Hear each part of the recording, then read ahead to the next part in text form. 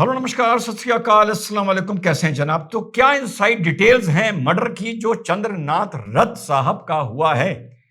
41 वर्ष इनकी उम्र बताई जा रही है और इंडियन एयरफोर्स के ये वेटरन रह चुके हैं। लगभग 20 साल इन्होंने इंडियन एयरफोर्स में काम किया था। उसके बाद ये रामकृष्ण मिशन से भी जुड़े रहे थे। उसके बाद ये पॉलिटिकल सर्कल में आ जाते हैं और फाइनली शिवेंद्र अधिकारी जी के ये पर्सनल असिस्टेंट बन जाते हैं, जो राजनीति में बहुत ही अहम पद माना जाता है। और इस बात को आगे बढ़ाने से पहले यह भी समझना जरूरी होगा कि शिवेंद्र अधिकारी प्रबल दावेदार हैं मुख्यमंत्री की कुर्सी के। और अगर इसको थोड़ा सा और आसान भाषा में समझाएं तो यह माना जा सकता है आज की तारीख में कि एक मुख्यमंत्री के पीए पर अटैक हुआ है। अगर बावली की ना बात मानो कि मैं रिजाइन नहीं करूंगी, उस पर भी second part of the video में बात करते हैं, तो बड़ी महत्वपूर्ण बात है ये। ठीक, अब इनका रोल हाल के चुनाव में क्या रहा था? नंदीग्राम और भवानीपुर दोनों की ये मैनेजमेंट की कमान संभाल रहे थे शिवेंदु अधिकारी के लिए। अब डिटेल में जाने से पहले एक और बता दें कि बीजेपी के नेता अर्जुन सिंह जी ने एक चौंका देने वाला खुलासा किया है। उन्होंने कहा है कि अभी मैं कोई ज्यादा कमेंट तो नहीं करना चाहता, पर जिस तरीके से यह कत्ल किया गया है यह माना जा सकता है कि इसमें शार्प शूटर्स इन्वॉल्व हैं, प्रोफेशनल्स इन्वॉल्व हैं। और यह भी उन्होंने कहा है कि साहब अभिषेक बनर्जी बहुत से ऐसे पुलिस ऑफिसर शार्प शूटर्स के टच में था जिनके जरिए वो इस तरीके के काम करवाता था। ये उन्होंने एक कयास लगाया है। बाकी मैटर साथियों इन्वेस्टिगेशन का है। अब बात करते हैं जितनी भी इनसाइड डिटेल्स मैं निकालकर कल रात से अब तक ला पाया। व्हाइट स्कॉर्पियो में ये जा रहे थे, कौन? चंद्रनाथ रथ जी। और जब ये गाड़ी मध्यम ग्राम के आसपास यानी एयरपोर्ट के आसपास पहुंचती है तो इनकी रेकी, तो एक तो खबर ये आ रही है पहले से रेकी चल रही थी। रेकी का मतलब कि वो पूरा रूट को या उस बिल्डिंग को या जिसका भी ऊपर अटैक होना हो, कत्ल होना हो, उसको पहले एक ड्राई रन किए जाते हैं समझने के लिए कि किस तरह से किलिंग करी जाएगी, कहां करी जाएगी, कहां से निकला जाएगा, वगैरह वगैरह। तो कुछ सीसीटीवी भी सामने आए हैं, उनसे अभी इतना कुछ ज्यादा पता नहीं चल रहा है। तो लगभग 10:30 और 11 के बाद ये कोलकाता से, आई थिंक जो ये मध्यम ग्राम है, ये कोई सबब है, वहां जा रहे थे। 10:30 और 11 के बीच में जो आई विटनेसेस बताते हैं कि इनको 4 मोटरसाइकिल पर 8 शूटर्स इनको फॉलो करना शुरू करते हैं, यानी 4 मोटरसाइकिल एंड 8 शूटर्स। और उसके साथ साथ इनको जो शूटर्स थे, इनको कोई बैकअप व्हीकल भी, ऐसा शक हो रहा है पुलिस को कि इनके साथ कोई बैकअप व्हीकल भी थी, जो आमतौर पर होती है। बैकअप व्हीकल का यह काम होता है कि जब आप मोबाइल से या इस चीज से कत्ल करते हैं, तो बीइंग ए लॉयर आपको ये बात बता दूं, तो एक जो लोग हिट करके भाग रहे होते हैं, तो उनको अगर कोई फॉलो करता है तो पीछे की गाड़ी उसको फॉलो करती है और उसको हिट करने के लिए होती है। यानी उनके पास वो अपनी गाड़ी को भी एक हथियार की तरह इस्तेमाल कर सकते हैं, जो बैकअप व्हीकल होती है जो असैसिनेट करने आया है उसकी, और साथ में उसमें हथियार भी होता है। तो जब अगर तुम निकल गए तो निकल गए, नहीं निकल पाए और तुम्हारा यकायक वहीं भीड़ से या किसी ने पीछा करना शुरू कर दिया, तो उसको हिट करने के लिए या शूट करने के लिए, हिट मतलब गाड़ी से हिट करने के लिए, ताकि वो जो चेस हो रही है वो रुक जाए, इसलिए बैकअप व्हीकल यूज की जाती है। इस बैकअप व्हीकल के बाद एक और व्हीकल होती है, जो अभी शायद आगे चल के ये बात खुलेगी। उस व्हीकल का क्या काम होता है? वो जर्नल व्हीकल होती है।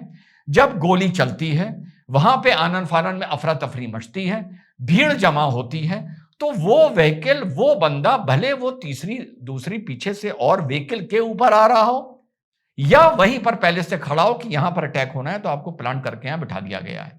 ठीक, तो वहां से वो आदमी, जब भीड़ जमा होती है, वो असर्टेन करता है, सुनिश्चित करता है कि तत्काल रिपोर्ट करने के लिए कि साहब जो असैसिनेट किया गया था या जो अटेम्प्ट हुआ था, ये कामयाब हुआ है या नहीं हुआ है। यह बतौर क्रिमिनल लॉयर के हैसियत से आप लोगों को बता रहा हूं, how these things are executed. अब उसके बाद जो पिस्टल का नाम आ रहा है, कुछ लाइव कार्ट्रिजेस भी मिले हैं। लाइव कार्ट्रिजेस का मिलने का मतलब होता है कोई ना कोई हथियार यहां पर लॉक हुआ, और लॉक करने के बाद जब उसको पिस्टल को रीलोड किया जाता है तो जो बुलेट उसमें लॉक हुई होती है वो गिर जाती है। क्योंकि पिस्टल हो या रिवॉल्वर हो, लाइव कार्ट्रिज मिलने का सवाल नहीं उठता। प्रथम दृष्टिया जो फॉरेंसिक रिपोर्ट्स बता रही हैं, जो यानी पुलिस की रिपोर्ट्स बता रही हैं, वो ये है कि ग्लॉक 47X पिस्टल जो थी यहां पर ज्यादातर इस्तेमाल हुई हैं, जो बहुत ही हाई कैलिबर की हथियार है और बहुत ही प्रोफेशनल हथियार है। आमतौर पे आदमी ऐसे हथियार को नहीं रखता है। अब किस तरह से एग्जीक्यूट किया गया? एक व्हीकल, छोटी व्हीकल बताई जा रही है, जो इनकी व्हाइट स्कॉर्पियो के सामने आ गई। अब वो आ गई या खड़ी कर दी गई या लाकर जानबूझ के इस तरह से इनका रास्ता रोका गया, ये अभी अनफोल्डिंग स्टोरी है। अलग अलग सोर्सेज अलग अलग बात बता रही हैं, तो which I don't want to share. तो उनकी रोक दी गई और जैसे ये रुके हैं, दोनों तरफ से मोटरसाइकिलें लगी हैं और लगभग 10 राउंड फायर हुआ है। फायर इतना प्रोफेशनल और अनयूजुअल हुआ है, यह भी आपको बतौर क्रिमिनल लॉयर बता दूं। आमतौर पे व्हीकल में जो फायर होता है, अगर एक से ज्यादा आदमी फायरिंग कर रहा हो तो वो व्हीकल के सामने से किया जाता है। सामने का मतलब जो सामने की विंड स्क्रीन होती है उसको भेदते हुए किया जाता है। रीजन इसका क्या है? एक तो सामने से आदमी का जो चेस्ट का प्रोफाइल होता है वो पूरा नजर आता है जिसको हिट किया जा रहा होता है, और दूसरा, आप अपने फायर में, जिसको फ्रेंडली फायर बोला जाता है, आपको गोली लगने का डर नहीं होता। अगर दो या दो से अधिक मोटरसाइकिलें किसी पर फायर कर रही हैं तो सामने से फायर होता है। यहां पर अनयूजुअल चीज जो मैंने देखी साथियों, कि दोनों फायर साइड से हुए हैं और विंड स्क्रीन व्हीकल की पुलिस जो रिपोर्ट बता रही है, जितना हम देख रहे हैं, विंड स्क्रीन डैमेज नहीं है।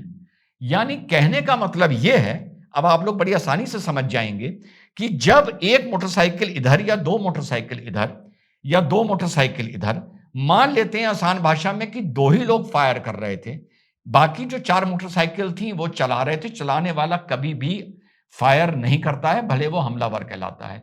फायरिंग पिलियन राइडर करता है। तो अगर हम प्रथम दृष्टिया ये मान लें कि आगे के 2 लोगों ने फायरिंग करी और पीछे के दो लोग खड़े थे, उन्होंने फायरिंग नहीं करी, तो ये फायरिंग बड़ा अनयूजुअल है। इतने प्रिसीशन से करी गई है कि हम साइड में, जैसे व्हीकल खड़ी हुई है और हम जो फायर कर रहे हैं अपने टारगेट पर, वो बुलेट हम में से किसी को भी रिकोशिएट होकर या निशाना चूक कर लग सकती है। आई होप आप समझ रहे होंगे कि यूं स्कॉर्पियो खड़ी हुई है, उधर एक मोटरसाइकिल है, इधर एक मोटरसाइकिल है। अब यूं करके अगर फायर हो रहा है तो, और उधर से भी इस तरह हो रहा है, एक आदमी अपने लेफ्ट में कर रहा है, उधर वाला आदमी अपने राइट में कर रहा है, तो एक दूसरे को भी गोली लगने का डर होता है।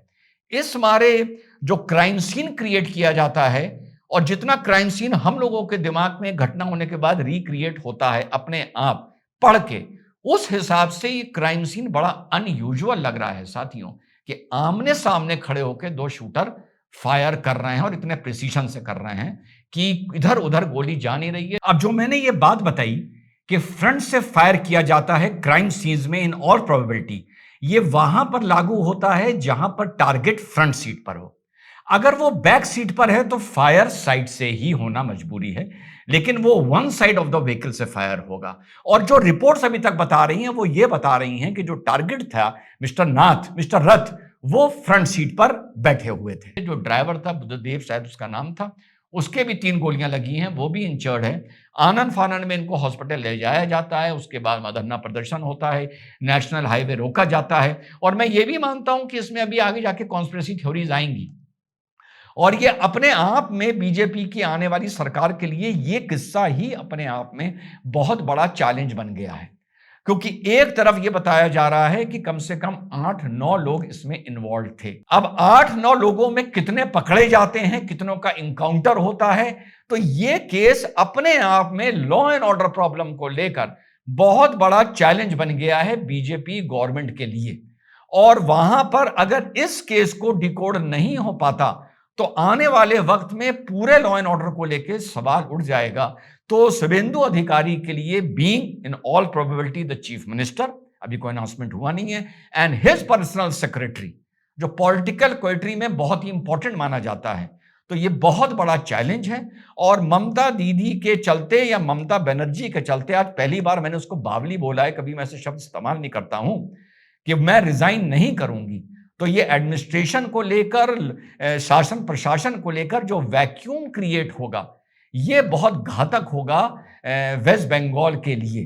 वैसे कोई जरूरत नहीं है, आज सरकार खत्म हो चुकी है, कल गवर्नर साहब इनवाइट कर सकते हैं सरकार बनाने के लिए। अगर ये कुर्सी नहीं छोड़ती है तो इसको लिटरली धक्का मार के कुर्सी से भगाया जा सकता है, या क्यों warrant of petition high court में लाई जा सकती है, इससे पूछने के लिए कि तुम किस अधिकार से मुख्यमंत्री बनी हुई हो। पॉलिटिकल पार्ट को अलग तरह से, लीगल एंड पॉलिटिकल पार्ट को कवर करेंगे। दो सवाल और उठते हैं इसमें। एक, चुनाव का रिजल्ट डिक्लेयर होने के बाद अपने आप में शिवेंदु अधिकारी वेस्ट बंगाल के इतने बड़े नेता, यानी सत्ताधारी पार्टी के नेता बन चुके हैं, उनके पर्सनल सेक्रेटरी के पास कोई सिक्योरिटी कवर नहीं था। यह बड़ा अनयूजुअल बात है, या था और वो उस दिन टाइम साथ नहीं था, यह बात इन्वेस्टिगेशन में सामने आएगी। और दूसरा बात एक और बता दूं, कहीं ये मिस्टेकन आइडेंटिटी का तो केस नहीं है, तो ये भी एक फैक्टर पुलिस इसको इन्वेस्टिगेट करती है। बाकी as a criminal lawyer here and police reports के हिसाब से जो भी इस पे मैं इंसाइट दे पाऊंगा वो बिल्कुल ऑथेंटिक इंसाइट आप लोगों को देने की कोशिश करूंगा। पता नहीं मेरे आज के इस क्राइम सीन एनालिसिस से आप लोग किस हद तक सहमत होंगे, कमेंट कर जरूर बताइएगा, ये सहमत नहीं होंगे। जय हिंद, वंदे मातरम, खुदा हाफिज।